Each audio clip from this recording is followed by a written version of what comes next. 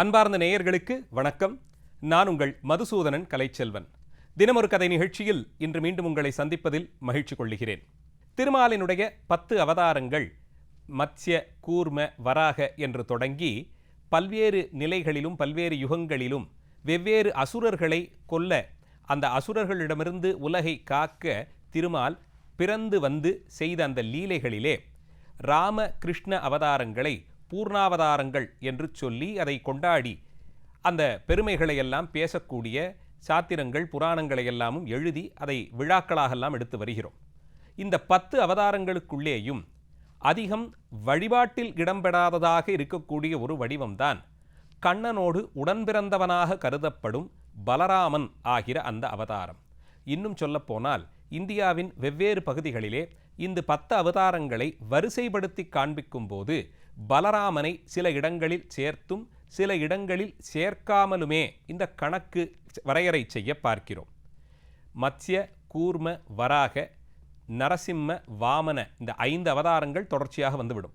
அதன் பிறகு 6வதாக பரசுராம அவதாரத்தையும் எடுத்துக்கொண்டு ராமாவதாரம் வரையிலும் வந்துவிடும். அடுத்து 8வதாக அறியப்படும் பலராமனை அந்த அவதார கணக்கிலே சேர்த்து கொள்ளுவதா, அல்லது கண்ணனை 8வது அவதாரமாக சொல்லி 9வது அவதாரமாக சாங்கிய முனியான புத்தனை சொல்லி கல்கி அவதாரமா என்ற இந்த கணக்கு வேறுபாடு பல சம்பிரதாயங்களிலும் வெவ்வேறு விதமாக இருந்து வர பார்க்கிறோம். இந்த அவதார கணக்கு எப்பேற்பட்டு போனாலும் கண்ணனோடு உடன் பிறந்தவனாக அதே காலத்தில் ரோஹிணியின் வயிற்றில் பிறந்தவனாக பலராமன் அறியப்படுகிறார். அதாவது வசுதேவருக்கு 2 மனைவிகள், ஒருத்தி தேவகி, மற்றொருத்தி ரோஹிணி. இதிலே தேவகியும் வசுதேவரும் தான் கம்சனாலே சிறைப்படுத்தப்பட்டவர்கள்.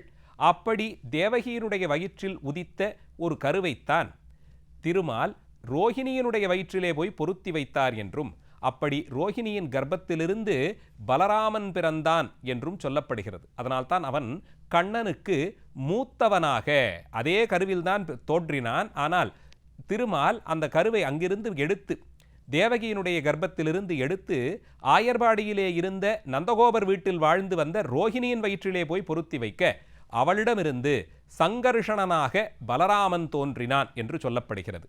இவன் பெருத்த பலசாலியாகத்தான் அறியப்படுகிறான். அப்படித்தான் அவருக்கு பெயரே சூட்டப்படுகிறது. இவர் கண்ணனுக்கு மூத்தவராக பிறந்து அந்த ஆயர்பாடியிலே கண்ணனோடேயே வளர்ந்தார் என்று சொல்லப்படுகிறது. அவருடைய வடிவத்தை சொல்லும் போது நல்ல நெடுநெடு என்று உயர்ந்திருந்த கோலம், வெள்ளை நிறத்தோடு கூடியவராய் இருந்தாராம். அதனால்தான் சில புராணங்கள் பலராமனை பற்றி கூறும்போது அவர் ஆதிசேஷனுடைய வடிவம் என்றும் சொல்லுவது உண்டு. ஏனென்றால் திருமால் என்ன அவதாரம் செய்து வந்தாலும் ஆதிசேஷன் அவரோடே உடன் வருவார் என்பது கருத்து. அந்தபடிக்குத்தான் ராமாவதாரமாக திருமால் பிறந்து வந்தபோது லட்சுமணனாக ஆதிசேஷன் வந்தது.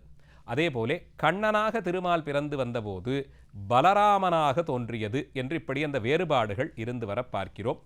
அப்படி ஆதிசேஷன்தான் பலராமனாக பிறந்தான் என்னும் புராணங்களும் உண்டு. ஆனால் பிறப்பினுடைய அந்த தொடக்கப்புள்ளி புராணத்திற்கேற்றார் போல சொல்லப்பட்டாலும் அவர் கண்ணனோடு உடன் வளர்ந்தார் என்பதிலே மாற்று கருத்து இல்லை.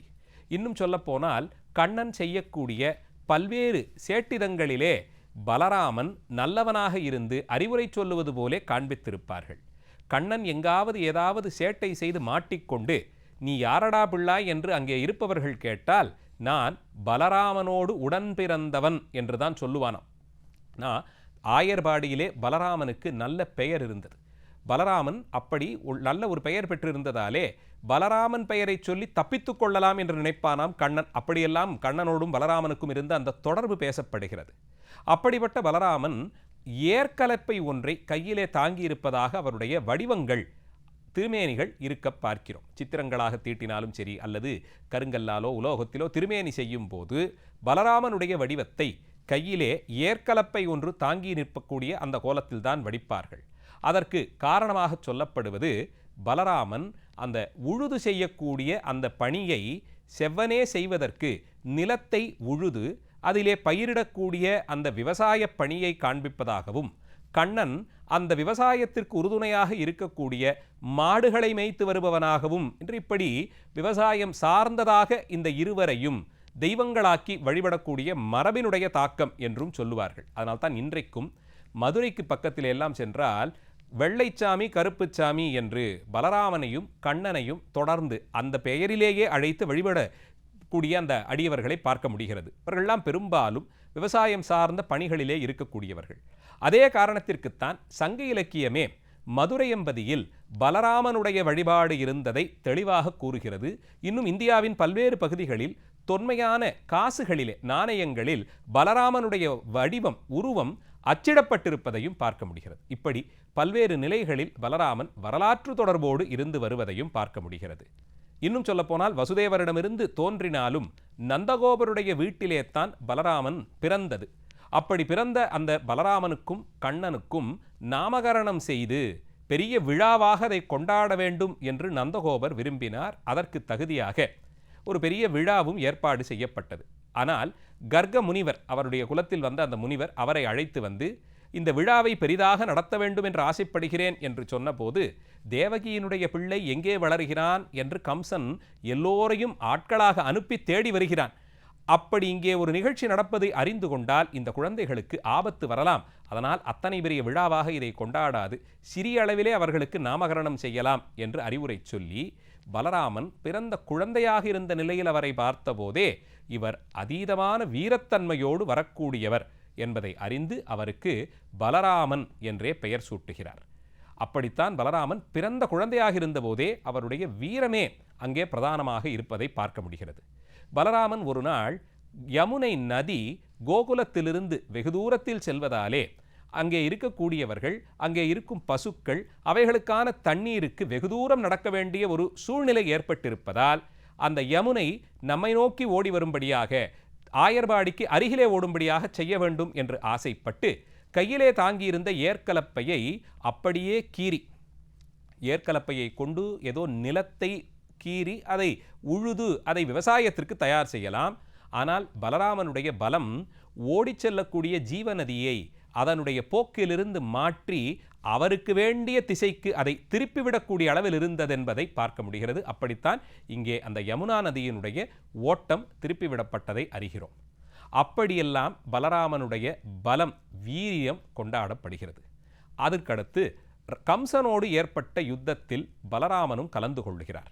அக்ரூரர் பலராமன், கண்ணன் இருவரையும் தான் மதுராவிற்கு வந்து அழைத்து செல்லுகிறார். அப்படி செல்லும்போது கண்ணன் அக்ரூரருக்கு விஸ்வரூபம் முதலியவற்றை காண்பித்து கொடுத்ததெல்லாம் பாகவத முதலிய புராணங்களில் பேசப்படுகிறது. இறுதியில் மதுரா நகரத்தை அடைந்த இருவரும், பலராமனும் கண்ணனும், பல அடியார்களுடைய இல்லத்திற்கெல்லாம் சென்று அவர்களோடு அன்பு பரிமாறி இறுதியாக கம்சன் தனுர்யாகம் என்று சொல்லப்படும் வில் விழவு அதை செய்யக்கூடிய களத்திற்கு வந்தார்கள். அங்கே போர் தொடங்கி யானை, அங்கே இருந்த மல்யுத்த வீரர்கள் இவர்களையெல்லாம் கண்ணன் கொன்று முடித்து இறுதியில் கம்சனை கொன்றான். அதே நேரத்தில் பலராமன் காலாவக்ரன் என்று அழைக்கப்படும் கம்சனுடைய மந்திரியை கொன்றான். இப்படி கம்ச யுத்தத்திலே, கம்சனுடைய அந்த சம்காரத்தில் பலராமனுக்கும் ஒரு பங்கிருந்ததை புராணங்கள் சொல்லுகின்றன.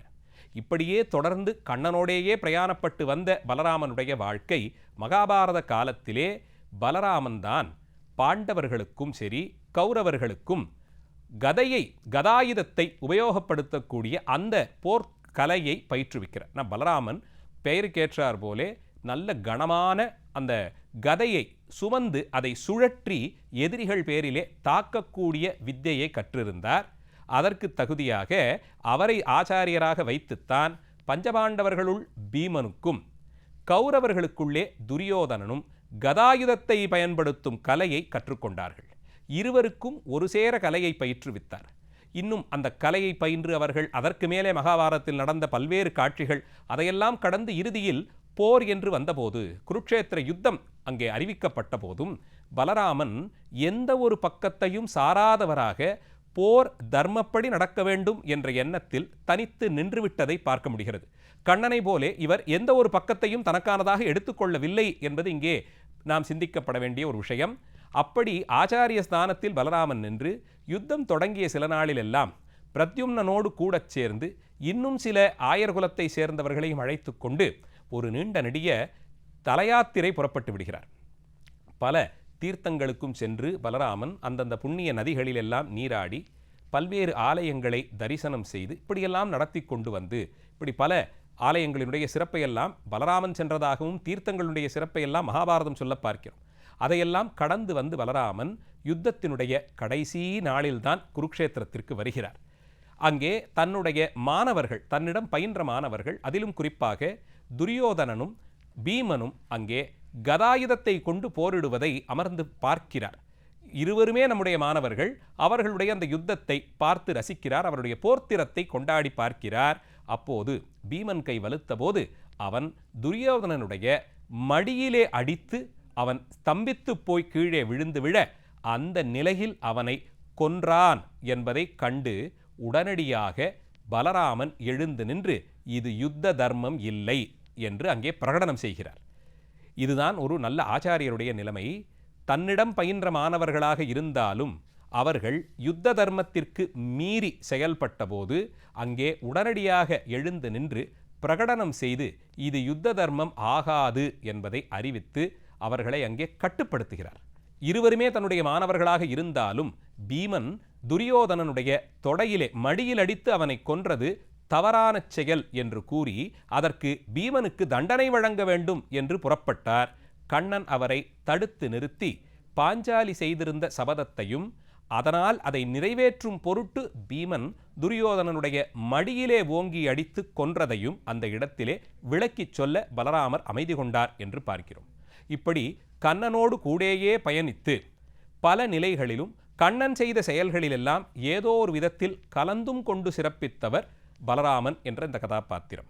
அதைத் தொடர்ந்து இறுதியில் கண்ணன் துவாரகையை கட்டி முடித்து அங்கே இருந்து அந்த பிரபாச தீர்த்தத்திலே ஒரு வேடுவன் எய்திய அம்பால் கொல்லப்பட்டு அவர் விட்டுலோகம் சென்றார் என்ற அளவிலே பலராமருடைய நிலை என்ன என்பதை பார்க்கும்போது அவர் ஆதிசேஷனுடைய வடிவமாக இருந்ததால் வெள்ளை நிறத்தில் வேகமாக ஊர்ந்து செல்லக்கூடிய ஒரு பாம்பின் வடிவம் எடுத்து துவாரகைக்கு அருகிலேயே ஒரு குறிப்பிட்ட தலத்தை சொல்லி அங்கே ஒரு பாம்பு புற்றினுள்ளே ஓடிச் சென்று அந்த பாதாளலோகம் வரையிலும் அது போக அங்கே போய் மறைந்து விட்டார் என்று பார்க்கிறோம். இப்படி மிக உன்னதமான ஒரு கதாபாத்திரமாக பல நிலைகளிலும் கண்ணனோடேயே உடன் பிறந்தவனாக அவரோடேயே வளர்ந்து அவர் பங்கு கொண்ட எல்லா யுத்தங்களிலும் காட்சிகளிலும் ஒரு முக்கிய பங்கும் வகித்து இறுதியில் அவர் தன்னுடைய வடிவமான அந்த ஆதிசேஷ வடிவத்தோடு கூட பாதாள உலகத்தை சென்றடைந்தார் என்ற சிறப்போடு பலராமரை பற்றிய செய்திகளை இன்று தொகுத்து சிந்தித்தோம். நாளைய தினம் மீண்டும் ஒரு கதையோடு உங்களை சந்திக்கிறேன். நன்றி, வணக்கம்.